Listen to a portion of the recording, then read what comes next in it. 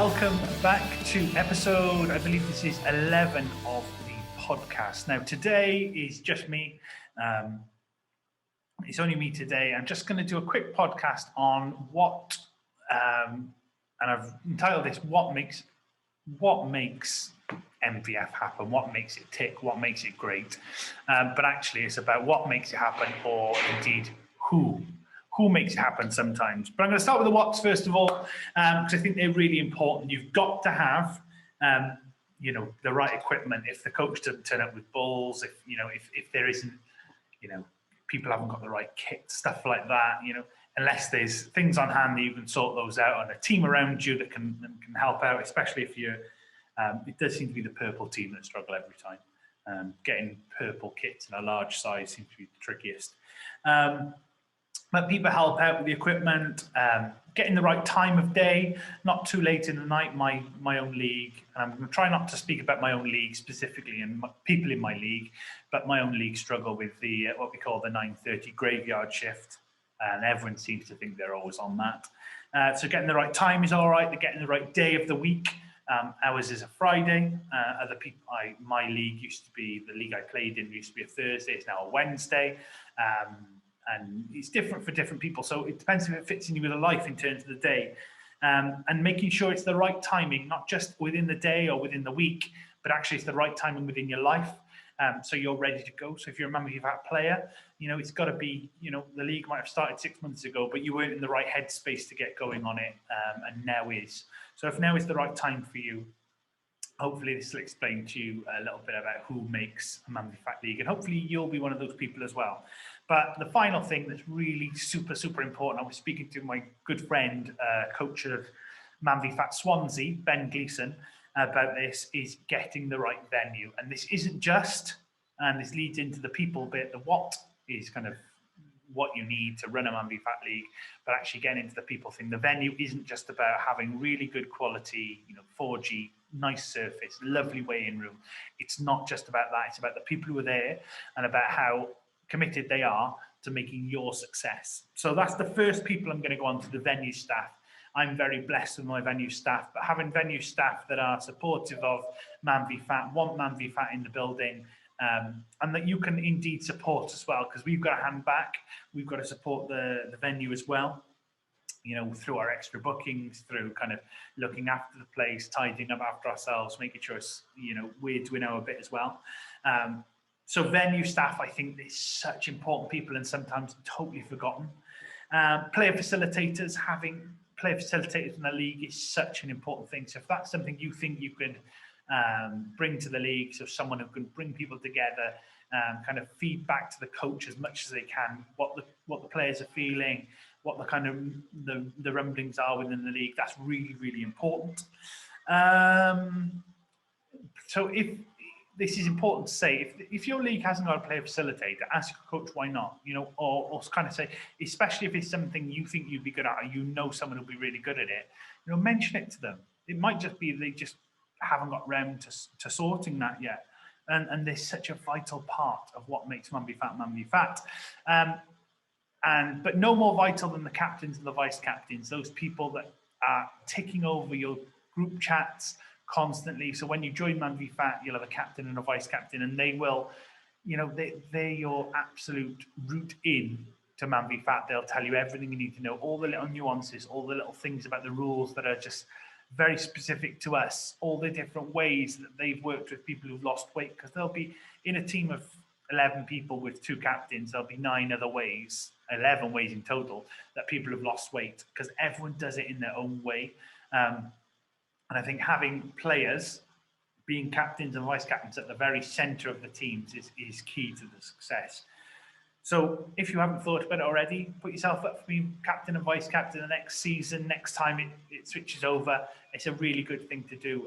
It's one of the things when I first became player facilitator, I wanted to drop, because I knew the player facilitator role was slightly different. And actually, if you're a really good team, and lots of people believe they're good teams, that captaincy should revolve. It shouldn't just be we're a good team because we've got that captain.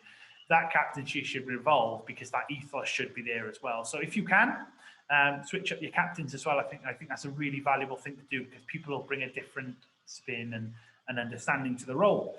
And finally, the people who make it are the players. I'm going to talk about different types of players now, because players are they are such an important part of MANvFAT, obviously, not because, we need them to be there as coaches, but actually because if it wasn't for them and everything they bring, our league wouldn't be as vibrant, as exciting, as amazing as they are. So I'm going to talk about a few different types of players. I'm going to talk about the players who are quietly helpful. They do little things in the background. They, speak to the coach quietly. They help out someone who's in need, but they don't make a big song and a dance about it. And there are so many people in every league that are like this. So have a think to yourself, who is that person who's quietly helpful in your league? Go and find them this week on your session and just say thank you, because they're so important. But also say thank you to, and we don't often say thank you to these people, the boisterous people, the ones that aren't quietly helpful, the ones that are kind of in your face, because actually they're so in your face that they open up conversations and they're not afraid and they don't shy away from those conversations. So we've got those people who are quietly helpful and those people who are very outwardly helpful. They all need thanks. But actually, I said about players being the very most important part. It's all of those people that build success. It's not that 5-10 minutes you get with your coach, maybe a little bit through the week. It's not the WhatsApps you get. It is your team around you. It is the people who on the way day give you that confidence. They might not even be in your team, and they might say, wow, that's amazing. I can't believe we lost that this week.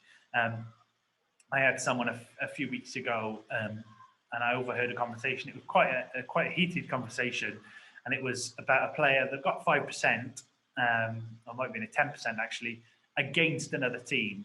And the abuse that they were getting was just full of love. I can't believe you've done that to us, you absolute scumbag. You've gone your 10% against us. Now we're going to be 3 goals down. And it was said with love. It was said with that jest of, oh, this has really ruined our plans because we knew we were behind you on the scales. We knew we'd had a tricky week, and now you've gone and really ruined it for us. So it's sometimes those boisterous people who are kind of in your face that really make your day. And that person probably walked away going, yeah, I've done you there. And puffed up their chest and probably went out on the field and did even better. So the other thing is the ones that get it done, the ones that don't say, oh, this is what I'm doing keto for a week to get me started. I've cut my calories to 1,200 because I just need to get myself back in. I'm not having, that's a valuable thing, but it's not always those. It might be the quiet people. It might be the ones that just get it done. They track quietly, they show it to their coach, bang, they bosh out another 0.5 kilos, 1 kilo, 2 kilos, and they do it consistently every week. Those ones that just get it done. There's those ones that don't take coaching. My players of the season over the last 2 seasons, I've kind of gone for a theme. I had the first one, I said in my speech when I gave it out, was just insanely coachable, listened to everything, and came and asked loads of questions. The second one was a get it done, but was insanely coachable. That's not saying I've not got so much value out of working with people who are oppositional. I know when I first started, I spoke to my coach Naz from Cardiff, and I can remember speaking to him and saying, wow, I know exactly how to lose weight. I've already lost 10 kilos. I've arrived here. I know what I'm doing. I don't need any help. I'm just going to keep going my keto. And he challenged me, and I challenged back, and I said, no, it's the only way. It's the only way for me to lose weight. Well, 35 kilos after that, none of it on keto, and staying off. I was oppositional, but it opened up that conversation with my coach. So finding someone who's oppositional, if you're the oppositional person, it doesn't always mean you're against. Sometimes can be very, very very productive for you. So finding those oppositional people, they're really good as well. The self-motivated people, the ones that, tick themselves over, they're valuable, but also the ones that hold on to other people. Not on the coattails of success, but, my first ever player of the season, my coach's player of the season, he pretty much followed someone else's diet. So someone tracked it on MyFitnessPal, and he pretty much followed that person's diet the day after. And he just saw that as, all right, someone's got a plan. I'm going to follow that plan. If it's working for him, it should work for me. And I thought it was a really sensible, really, really good way of doing it. Being a follower is great. Having that self-motivation and being able to get yourself there as well, it is good. All of these people make a league. If everyone did the self-motivated thing, you wouldn't have any conversation within the league. If everyone did the holding on, there'd be no one to hold on to. So it's about valuing the people in your league. And notice I'm not saying any names. I could name people, but I'm not, because every league has all these people. And also the guys who are totally ready. Those guys who are totally ready, they know exactly what they're doing. They're really valuable to the league because they're going to bring that confidence and that they're going to exude that confidence. And I think it's really, really, really important that you have those people who are totally ready. They know what they're doing. They've turned up. They know they've got 6 weeks straight where they've got no weddings, no funerals, birthdays, bar mitzvahs, whatever it is. None of that is going on. And they know they've got 6 weeks, 4 weeks clear that they know they're going to get right into their diet before they have any type of, blip or anything like that. They're really valuable, but also as valuable as the people who are not right now. They started, and listen, I know I've started, but next 2 weeks' time, my brother's getting married. I've got a stag do in a week and his wedding. I know I'm going to fall off the wagon. So I just need to start in a small way, but then after that, I'll be ready to go. They're really valuable in the league because actually it's through those conversations that you say, okay, you go in on a stag do and yeah, you're going to have 12 beers, it's going to be a heavy night, probably end up with kebab.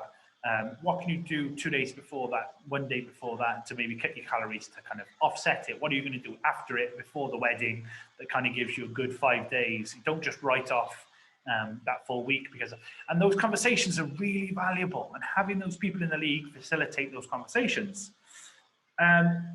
These are two people. This is my last two types of people now, and I've tried to make them match. The ever-presents, the ones who are there every week. They'll be there 14 weeks of the season. They might not lose every week, but they're going to attend every week. You can rely on them. You're never going to have to ask for a sub because they're always going to be there. They're the part of the furniture. But also valuable is having people who are once in a blue mooners. I did some cover coaching in Andover, and I spoke to someone who works in LA 1 week every 2. So he was traveling over to LA and then coming back and then weighing in and then having a week away and all the ancillary stuff that comes with living in a hotel. But he was very valuable to his team because he'd had to get his routine. This is why having a diet plan doesn't necessarily work for everyone, because everyone's circumstances are different, because his diet plan couldn't be the same when he's at home, whether he's abroad. There's loads of people who maybe because of work, because of traveling, I've got someone who works in motorsport in my league, and he can't be there. He just can't be there every week. But when he is there, he can be really committed, and then he can have different strategies that kind of help him in the weeks he's not there. So it's important that we recognize that both of those things are valuable. Yes, it might be a pain to have to take a sub some weeks because your team is slightly depleted because you've got a few people who can't make it, but actually it's a value to them, and that's why they're there. They're there as much as they possibly can be. There's also the Cadbury's flakes, the ones that drop out at the last minute. They're not that they sometimes struggle, but sometimes you need to give them a little bit of extra help because they might not be there because they've put on that week and they just can't face it. And having that friendly help and support from a captain, a message in the chat might well get them there. So they're important people as well. Then I'm going to talk about some practical things. Outside of MANvFAT, people do the 11-a-side matches, the extra matches, valuable people who organise the kits, who design badges. And we've got someone in our league that designs pretty much everyone's badge, and they're just epic. I'm going to speak to, in the next few podcasts, I'm going to speak to Carl Norton from MANvFAT Hull, and he does a load of badges. I think he just does it for fun and hawks them around everywhere.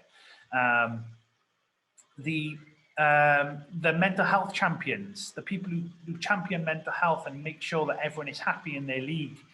or organise things that are kind of enjoyable to people. We're just doing this because it's fun. We're just doing this because it'll take the edge off the weight loss and take the suck out of being on a diet constantly. The people who are media moguls, the people who are helping the league and making the YouTube videos, making the podcasts, making the posts on the MANvFAT community, the people who are sharing about their league, they're so important. Make these things, make these people, thank them, make them know they're appreciated. And the people who organise the matches, maybe our league runs on a Friday, we've got a Wednesday match, and we've got a group of guys who organise that match. Say thank you to all these, because MANvFAT is about everyone. MANvFAT is, it's got to be the 40, 60, 80 guys that come together that make the league. And kind of my plea to you, and my league especially, but all the leagues around Wales and all the leagues around the UK, is if you've got a skill and talent, tell your coach, tell your player facilitators, tell your captain, tell everyone about it. If there's someone in my league that just mentioned he's got a drone and he's been practicing and he's looking forward to recording some matches. Do you know what? Unless he told me, we wouldn't have got that happening. There's someone who's really passionate about mental health first aid, has done a qualification. We wouldn't have our mental health stuff in our league if it wasn't that person coming and saying. So if you've got a skill, a talent, or even something you're just really interested in and passionate about, come and tell your coach, come and tell the rest of your league, come and tell your player facilitators, because MANvFAT is about the players and what they can bring, and what they can bring often helps the others. Hopefully that's helpful to some people, but MANvFAT, importantly, it's about the players, and there's loads of people to thank. So if you can, go away and thank someone who makes your league a better place. Thanks so much, guys.